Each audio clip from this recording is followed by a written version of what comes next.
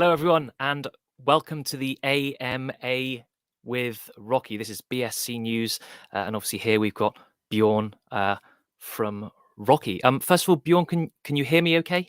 I can hear you okay. Perfect. Well, welcome to the AMA. Great to have you here.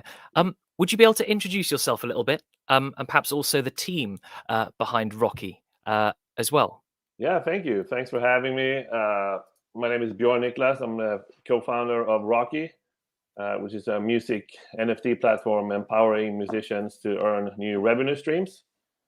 I come from almost 20 years background in the music industry myself, as a tour manager, a manager, a booking agent. So I've kind of seen all the ins and outs of the music industry, and I realized there was a big disconnect between the 1% size of the artist versus the 99% of the independent artists. So we put the Rocki together to build a platform to both create new revenue streams for musicians on their music, and also, of course, help them to find new fans and engage with those fans on a more closer level. Nice, good. And within the music industry, sort of before Rocki, was there any sort of particular genres that you focused on, or any particular musical niche that you worked in? Sure. So, I worked in the world of electronic music, and I worked with some really great big DJs from around the world. And, currently there is a lot of electronic music on the platform. It seems like the EDM and electronic in general are always kind of first to adapt to new technologies. They were kind of the first to use Twitter for self-promotion, to use Instagram, etc., and of course Twitch with live streaming as well. So the electronic was kind of a natural fit to start, and then we are growing from there. We have anything from jazz to country to blues to rock and roll on the platform. So it's really fun to see. Fantastic, good. Yeah, I can see. Well, yeah. Sorry if I keep on looking like this. I've Yeah, got two screens. Yeah, one with yeah, you, one with your website as well. With well, electronic music. Sorry, if we just go back before Rocki again. So, because I love basically all types of music. I even got hold on, a little drumsticks out yes, and I a see them on record. you. Yeah. Yeah, to try and show off to you. What sort of electronic music what were you into before Rocki? Well, I was actually, let's call it an amateur music producer. I was, trying to produce electronic music. I was trying to, I was a DJ. I thought I was going to have a DJ career, but what I noticed is it's extremely difficult to make it in the music industry. All the decks are stacked against you. It's very, very difficult to break through, to get noticed. Mm, And I saw an opportunity by using technology to bridge that gap, to try to create new opportunities. So, for myself, I come from the electronic background, but I love all music. We have some, amazing artists from Asia, from Africa. It's just great to see. I mean, music represents so much for so many. It's essentially, music is feeling. So you can listen mm, to music when you're sad, when you're happy, when you want mm. to work out, when you want to focus on work. It brings so much joy to so many people. But sadly, the world has created now, it's online streaming, Spotify, Apple Music, etc., and sadly they don't pay very much, enough for musicians to kind of have a Yeah. living career, and that's kind of where we saw the fit in the market. Okay. Would you be able to give us a brief overview then of Rocki, and perhaps well, why you made Rocki? Yeah, Why does the absolutely. music industry need Rocki? Yeah, no, great question. So the current landscape is, 1% of the artists on Spotify accounts for about 90% of the revenue. So that means that the remaining 99% of artists on there gets to share the remaining pot of 10%.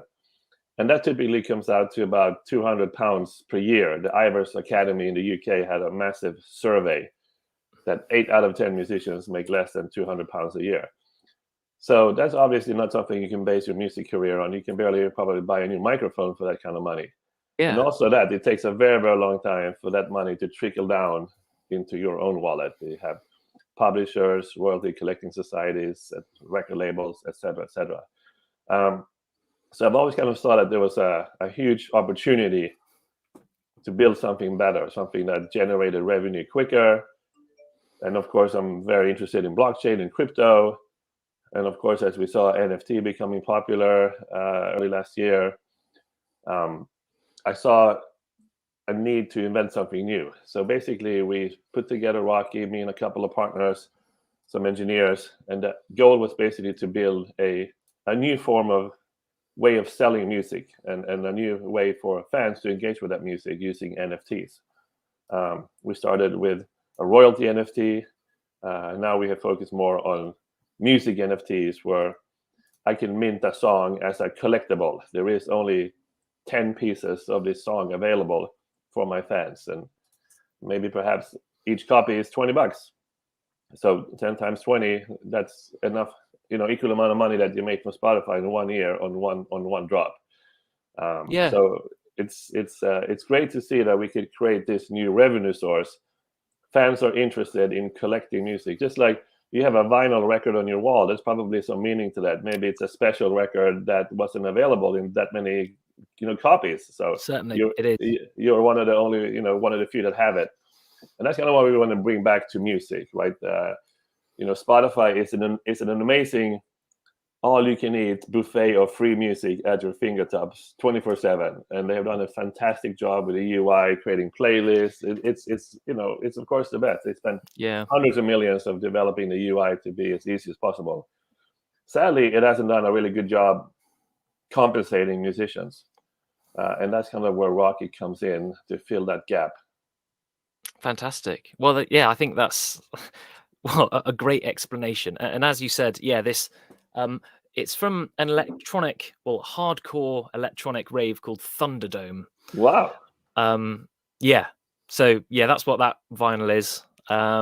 So yeah, I have that up on my wall from to remind me when I was young. Yeah. Yeah, the good old days. Yeah. And Absolutely. you were talking about sort of how well it seems as though not much money at all in platforms like Spotify. Yeah, it goes to the actual perhaps producers, musicians. And why is that? And where does the money go? And why aren't people crying out about this and saying, "What's going on? Why are we being cheated?" Or are they?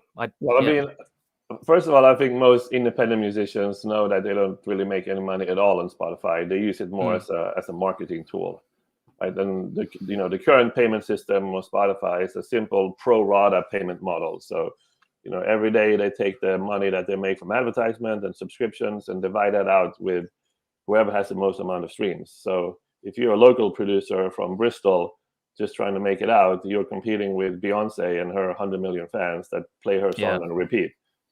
So they take the majority of the pot every day, and that 10% is left to be divided up against millions of independent artists, and that becomes very, very little mm, on average. mm. Good. Thank you again.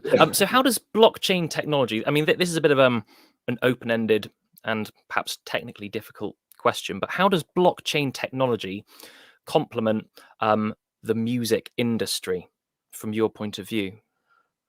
Well, I mean, in several ways. On Rocki, we basically focus on two main features. One is still in private beta testing, but it's basically what we call a system.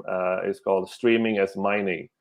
So obviously, it would be very difficult for a company like us to raise billions of dollars to try to compete with Spotify on a fiat USD kind of Mm, field, right? But with the addition of a crypto token, a cryptocurrency that's powering the platform and works to giving out the rewards for music being played, we can change the game on that. So rather than Tom, the musicians, earning fractions of a penny when your song is played on Spotify, on Rocki, you earn fractions of a token. And the goal is, of course, for us to expand the platform, more users, more wallets, more tokens in circulations.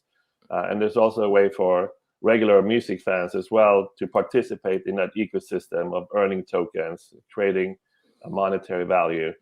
And then, of course, there is the NFT aspect, right? The NFTs, as I'm sure you've seen, it's took off tremendously last year.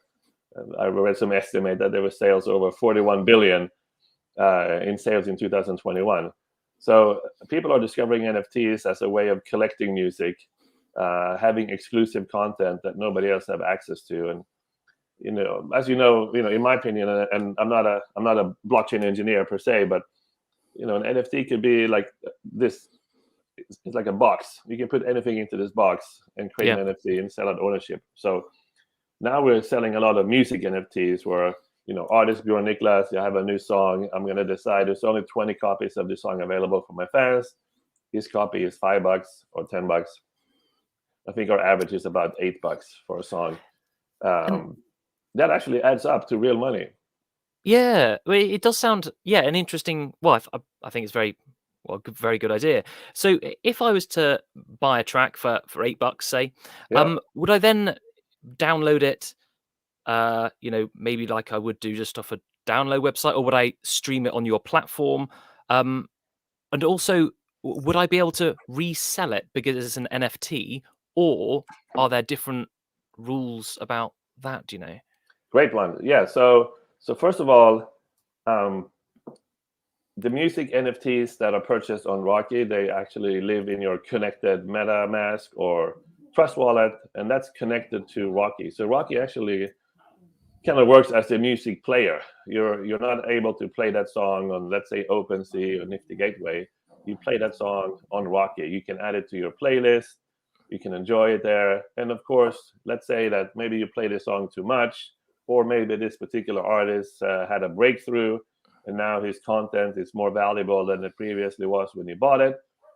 You can put it back out on sale on a secondary marketplace, hopefully for a profit. And when that happens, there's always a 10% kickback going back to the original musician who sold it in the first place. So essentially, there could be a secondary revenue source when that music NFT trades hands among the Yeah, ecosystem, where the artist keeps making a small little cut every time it's being traded. that is. It's a very interesting concept. I never really. Well, with vinyl records, obviously sometimes they go up in price, but having maybe a track that's limited release, maybe 20 presses or something, it's the first time I've actually thought about it. Well, because you mentioned it, but it just seems so obvious now that sort of thing should happen.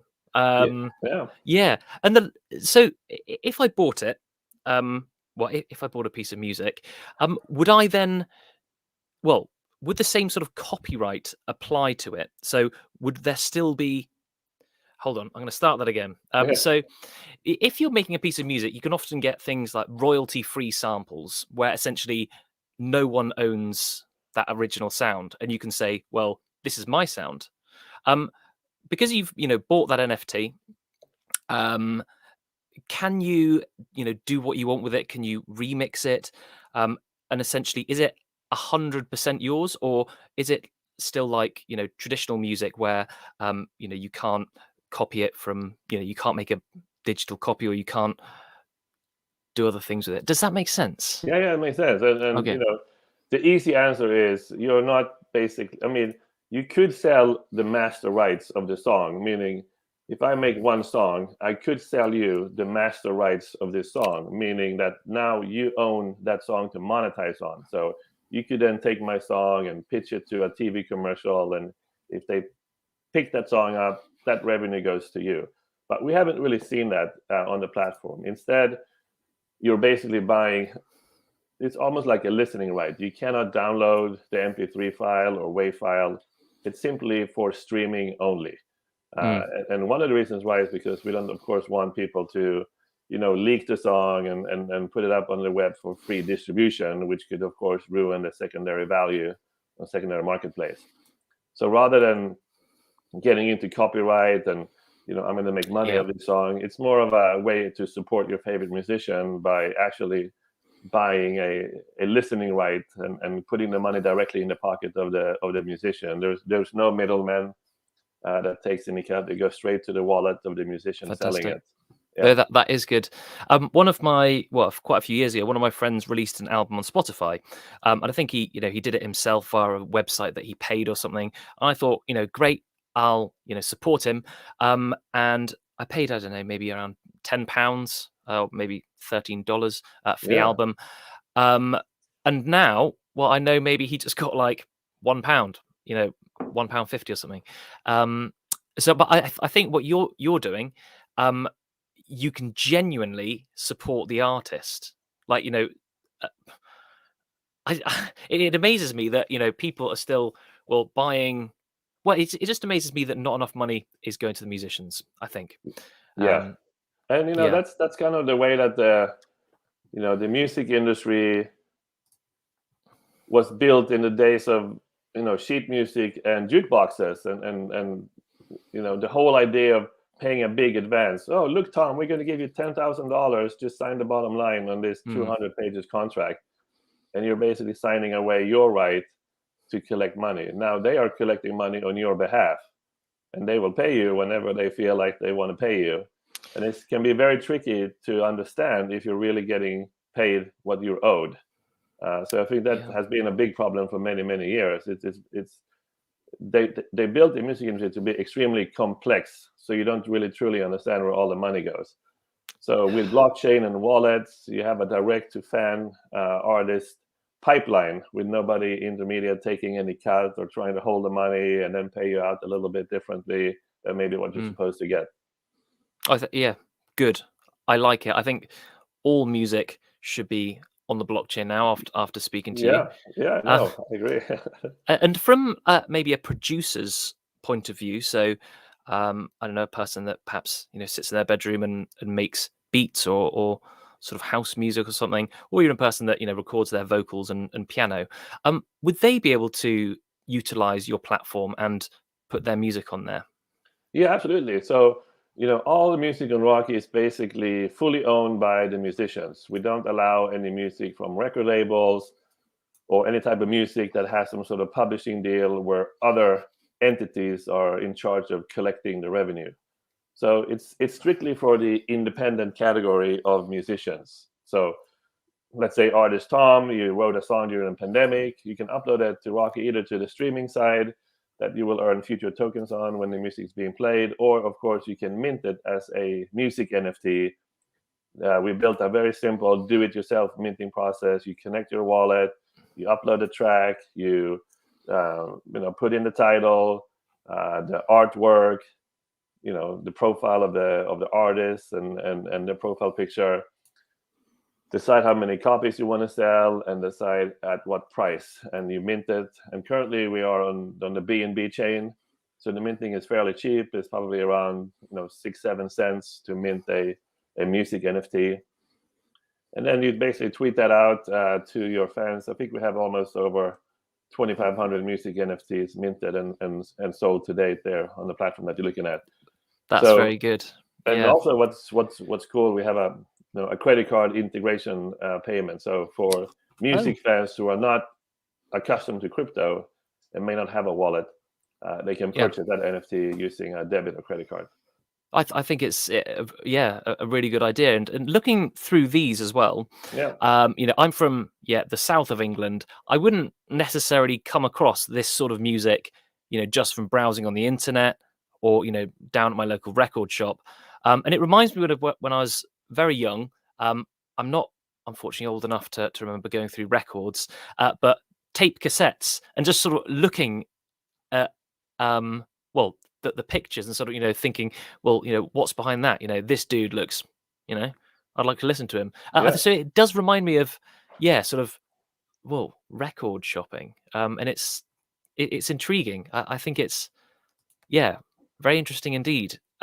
It looked, sorry, like you were about to say something and did I cut No, you I'm off? just saying that vinyl is actually the fastest growing segment of the music industry, vinyl sales, and I think one of the reasons why it's what you say is like people like to have that emotional connection. They like to have the sleeve. They like to have the Yeah. artwork. They like to know, what, this is 1 out of 100. This is 1 out of 200, or maybe it was a white label that never went to production and they only pressed 10 copies to test it out on the dance floor, and you have one of these white label records. So that's kind of what we're trying to bring back is, Yeah. scarcity. Scarcity creates value. This, all you can eat buffet of free music on Spotify. While it's great for us consumer, you can search for any song in the world and you can play it within a few seconds, mostly for free. It has another good job making that music financially valuable. Mm. So this is a way for musicians to basically own the space, create a direct to fan relationship, take the majority of that income right away. It goes to their wallet. And of course, it's cryptocurrency. So let's say you sold $20 worth of NFTs today, with the market going up or down, it could of course be double, and sadly it could be double the other way as well. It could be half in value, but if you time it right and you hold and you time the market well, you could make some good money on it. Yeah, I definitely agree. And with you saying, well, my favorite albums of all time, I'd often have them just streaming, but then I will always buy a physical copy, and I've actually prepared physical copies. So I mean, just to show you that I'm not joking. My favorite albums of all time: Dr. Dre 2001, Very nice. classic. Yeah. Yeah. Green Day Dookie. Yeah. Um, Green Day. yes, indeed. Yeah. Yeah. Less Than Jake, a ska band. Do you know those Yeah. dudes? Scars. Yeah. Cool. Yeah. I And remember then that genre. yeah, Foo Fighters, and Great. then Sonic Youth. See, would you ever get rid of them? No, these are like no, Exactly. I don't listen. I just listen to them on Spotify. These are Yeah. just like I keep them just Yeah. because I want to support the artist, and I Yeah. think if more artists were on platforms like Rocki, then they would actually truly be able to support the artist, as opposed to 90% supporting Universal or Sony Yeah, or something. exactly. I mean, even if I go pay $15 a month to Spotify and I listen to your music, Tom, on repeat 24/7, you're not going to get any of my $15 anyway. It's just too little in the big pot, right? So, Yeah. that's why you never seen any of your musician friends say, "Hey guys, why don't you come and sign up to Spotify, pay 15 a month and support my music?" It's because they won't get anything of that anyway. So I think Yeah. if you create a platform where they do actually get the majority of the revenue, then you have a lot more support for the musicians. I definitely agree. And on your website as well, something that we haven't touched on yet is you've got something where it says stake and also burn. Would you be able to talk us through, well, first of all, what this stake functionality is on your Sure. website? And staking is a very common feature within the world of crypto, where you basically lock up your token, and we pay you essentially interest for doing so. But what's cool about our system, we have a system called staking for artists. So you can basically stake tokens that you have bought on the open market and share those token rewards with your favorite musicians. So let's say, Tom, you're my favorite musician on Rocki. I have some Rocki token as an investor, as a speculator, or just as a supporter. I can stake those on the platform, meaning I lock them up over a certain amount of time. And by doing so, I get paid an interest rate from us in free tokens. Now, since you're my favorite, I can decide, you know what, I want to share my token rewards, my staking token rewards with Tom, because he's my favorite musician. He deserves it.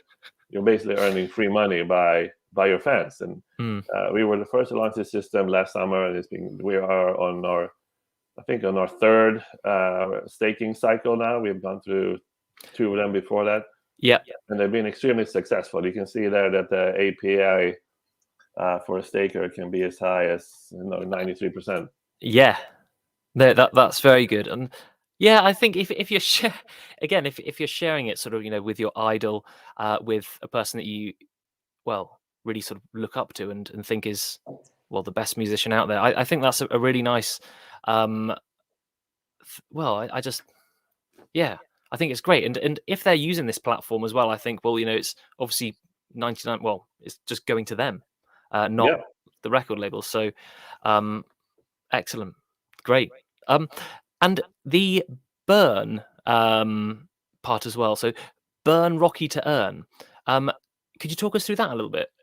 Yeah, that's basically also a similar system in the crypto industry, where you basically burn tokens that you have, uh, and you can basically burn them, and you get extra features unlocked, and you get token rewards for doing so.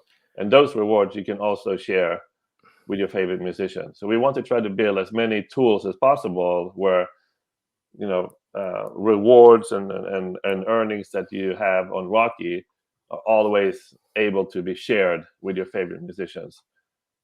So it could be anyone on the platform that you decide, you know what, this is a really good track from an artist in Africa.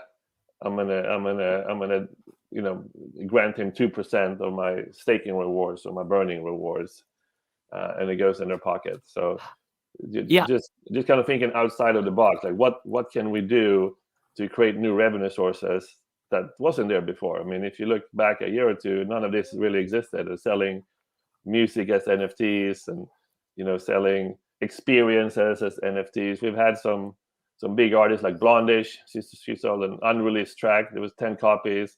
It included the merchandise and the poster, but it also included a backstage super VIP experience to any festival of choice for the buyer. And they sold out right away. And now there's going to be 10 fans from around the world that gets to go and hang with her backstage at some cool festival. So that's cool. yeah, Yeah. And do any other artists sort of offer that sort of thing? So not only just music, but other, well, bits as well. If you buy sort of one of their NFTs.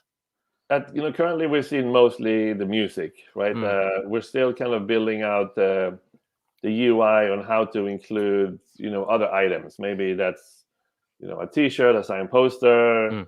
Some even wanted to do like a 1-hour Zoom session to teach mastering. How do you get the sound of the track to sound at its maximum peak volume, etc. So we're currently kind of rebuilding the minting process to include these other type of items that you want to include in your NFT, rather than just having it in the text description.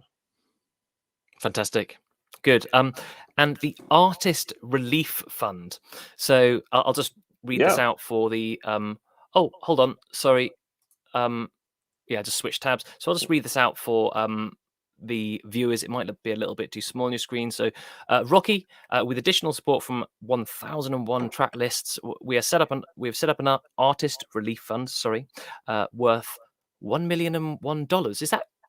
Is that correct? $1,000,001. yeah, 1,000,001 Whoa, because of 1,001. We added a extra one at the end, extra dollar at the fantastic! end. And would you be able to talk us through the artist relief fund a little bit? What it's for and things. Yeah, sure. So basically, this we launched this last year at Amsterdam Dance Event in Amsterdam in October of last year, and it Hmm. was basically an initiative from us to help educate new musicians to the world of NFTs. Right? It's still new. Not every artist knows about it, knows what it's for, what it can do, how you can earn, how you can mint. So we put up this fund where artists could sign up, and once they sign up, they get an email from us with some instructions. We give away a bit of cryptocurrency to everyone so they can cover the minting costs on the platform. We have specially designed webinars to train the musicians that sign up on what is the basic NFT, how do you mint it, tutorials on how to mint it. And then we have a partnership with Moon Jelly, a music marketing agency from Amsterdam, who will educate you how you market your NFTs, how you convert your fans to Oh, participate in this new way. yeah.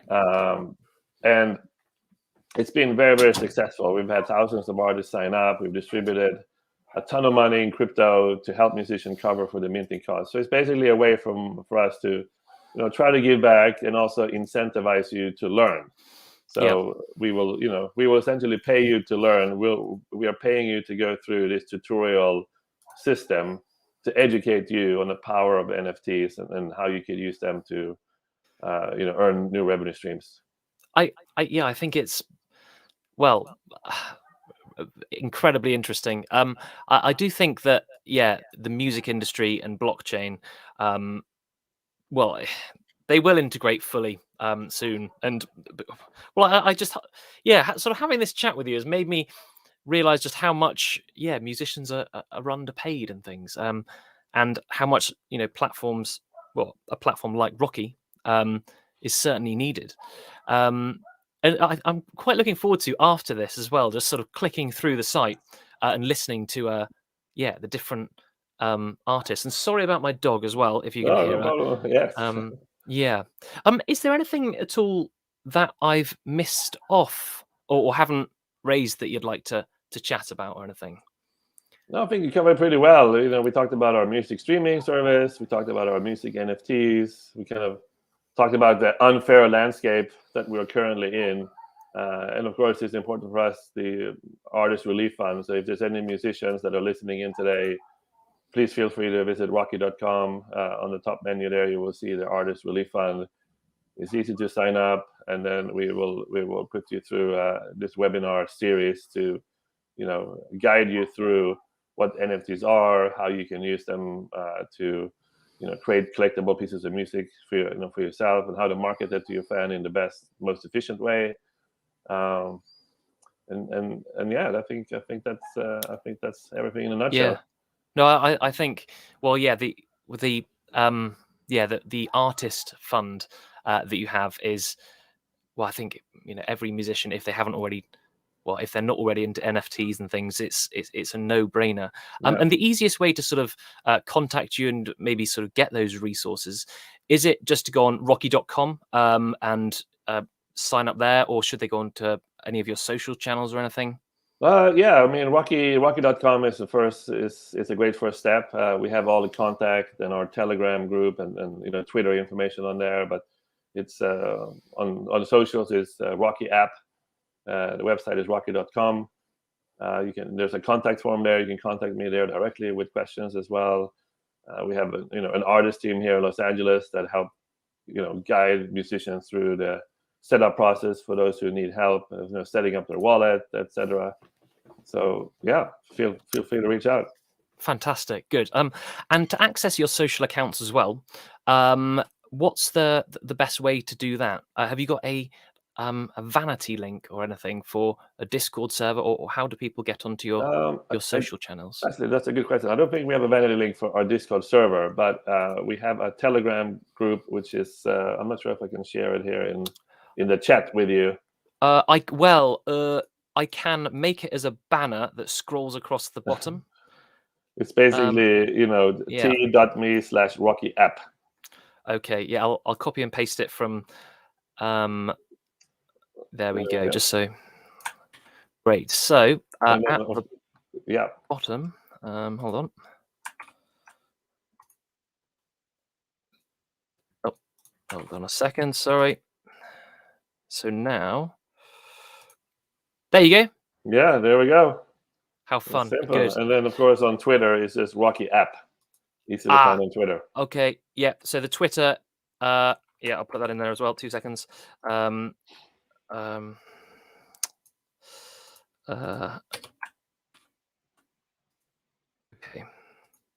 mean, it's quite DIY, Yeah. but I think people will know sort of what they mean. Yeah, and we have a great community.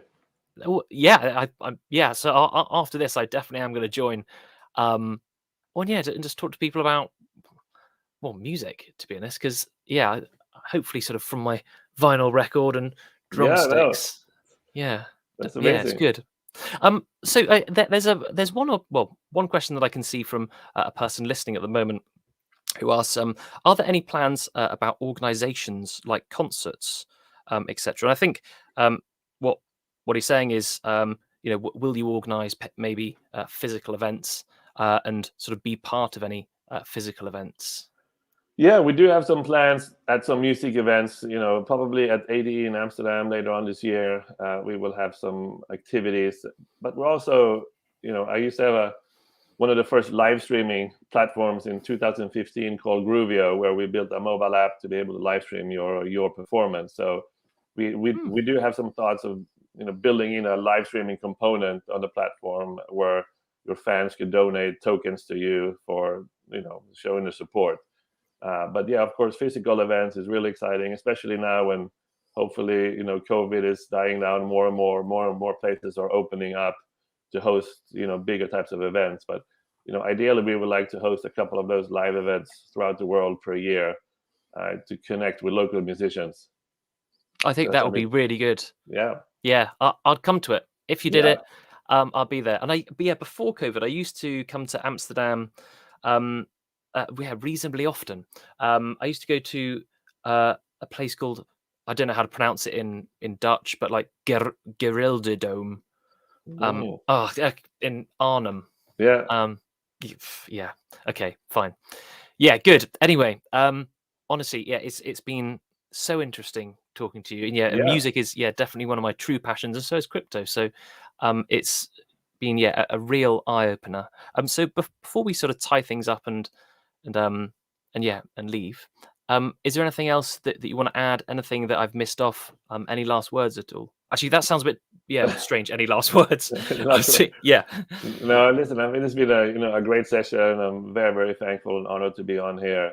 For those who are listening in, if you are a musician, check us out at Rocki.com. If you have a friend that's a musician, you probably know they're struggling with their Mm. income from the streaming services. Feel free to recommend Rocki.com. And anyone who wants to reach out to me, just use the contact form at Rocki.com as well, and somebody will forward it to me. But we have a great artist team that works hand in hand with a lot of artists to kind of walk them through the process. Not everyone knows how to set up, a MetaMask wallet or a Trust wallet. So we're more than happy to, guide our users through the process. Definitely. Well, thank you again so much, Bjorn, and obviously Rocki. Once again, the website is rocki.com, spelled ROCKI.com.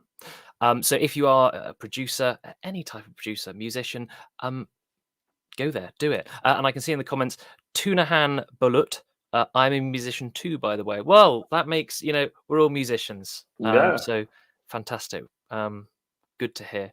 But yeah, thank you very much to all our viewers, listeners. And obviously, Bjorn, it's been so interesting having you on, and we'll certainly keep in contact. And I hope you enjoy the rest of your evening. You as well. Thank you so much for having me. Thank you, Great. everyone. Thank you. Thank you. Bye-bye.